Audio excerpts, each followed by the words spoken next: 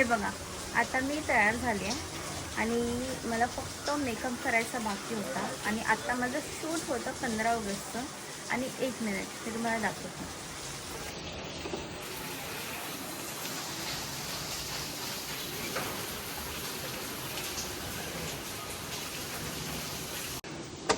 आणि एवढा जास्त पाऊस येतो आहे, त्याच्यामध्ये साडीमध्ये शूट करणं नॉट पॉसिबल. त्याच्यामुळे मी घरी शूट करणार आहे आणि घरी शूट करून त्यानंतर निघणार आहे. तुम्ही ब्लॉग नक्की कंटिन्यू करा, स्किप नका करू आणि एन्जॉय करा. तर मी रेडी झाली आहे आणि पाऊससुद्धा थांबलेला आहे.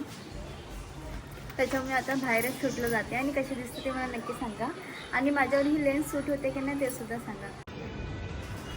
तर माझं उद्यासाठी 15 ऑगस्टसाठी शूट झालेलं आहे आणि आता मी इथून निघते.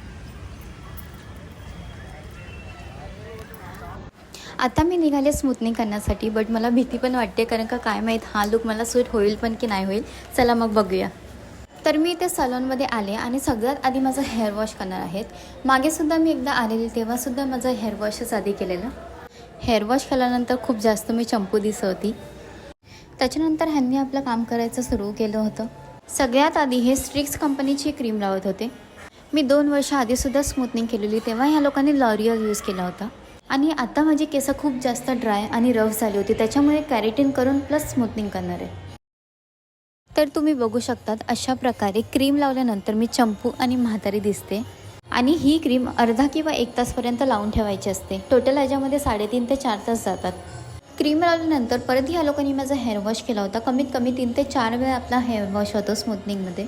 मी माझं कॅरेटिन करून त्याच्यानंतर मग स्मूथनिंग करणार होते, म्हणून कॅप लावली होती माझ्या केसांना. त्याच्यामध्ये माझ्या फोनची बॅटरीसुद्धा लो झाली होती आणि इकडचे दादा एवढे चांगले आहेत की त्यांनी मला स्वतःचा फोन चालवायला दिला होता की मी बोर नको होऊ 3 तास. त्याच्यामुळे त्यांनी मला फोन दिला and thank you so much phone दिल्याबद्दल. तर आधी तर मी त्यांच्या फोनमध्ये माझेच व्हिडिओ बघत होती, पण मला शिनशान आवडतं म्हणून मी शिनशान लावून बघत होती.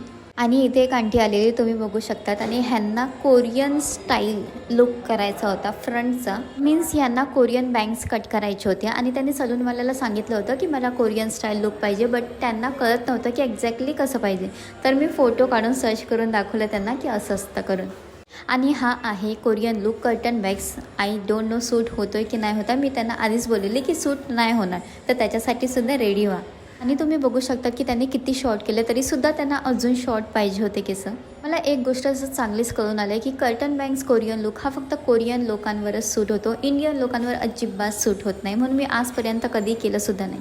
हेअर वॉश केल्यानंतर परत माझे केस हेअर ड्रायने सुकवत होतो. ह्याच्यामध्ये खूप जास्त टाईम लागत होता आणि मला थोडं बोरिंगसुद्धा वाटायला चालू झालेलं, कारण का खूप टाईमपासून मी बसून होती.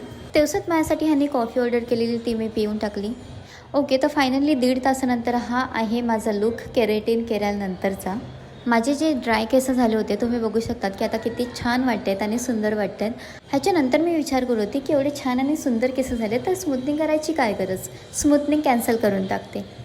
पण नंतर मी विचार केला की आता मी स्मूथनिंग करायला आलीच आहे तर स्मूथनिंग करूनसुद्धा टाकते.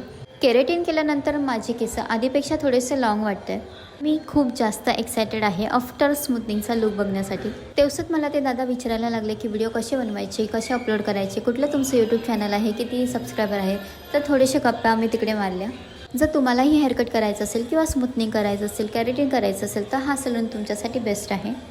आणि आत्ता जवळजवळ 1.5 ते 2.5 तास झालेले आहेत मला इथे बसून. आता ह्यांनी माझं एक पार्ट साईड करून स्मूथनिंग करायला स्टार्ट केले.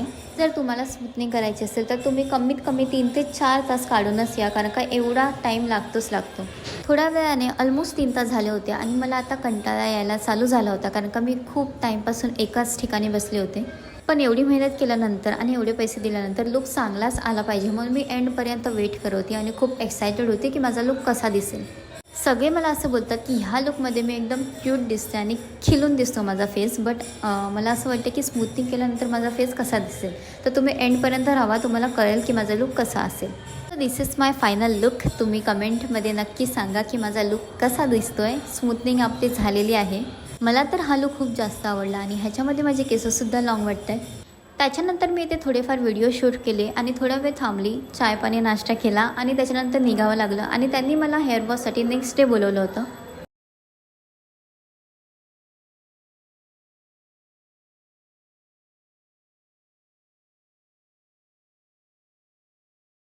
तर मी इथे पुन्हा एकदा आले हेअर वॉश करण्यासाठी. हेअर वॉश करून मला इथून लगेच निघायचं आहे.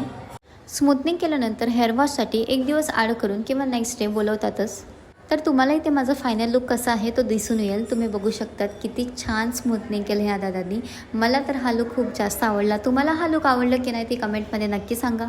आणि असेच छान छान ब्लॉग तुम्हाला नेहमी येत राहतील. लाईक, कमेंट, शेअर, सबस्क्राईब करायला अजिबात विसरू नका. असंच प्रेम देत राहा, असंच सोबत राहा. आपला नेक्स्ट ब्लॉग असेल तो माझा बड्डेचा ब्लॉग असेल तर तुम्ही एक्सायटेड आहे की नाही ते सुद्धा मला कमेंट करून सांगा.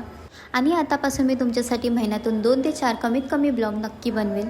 फक्त तुमचं प्रेम आणि सपोर्ट माझ्यासोबत असंच राहू द्या आणि आपली यूट्यूब फॅमिली अजून मोठी होऊ दे. बड्डेचा लुक माझा कसा असेल किंवा मग बड्डेला काय घालणार आहे काय नाही घालणार आहे सगळे इन्फॉर्मेशन तुम्हाला ब्लॉगमध्ये नेक्स्ट ब्लॉगमध्ये आपलं भेटेल.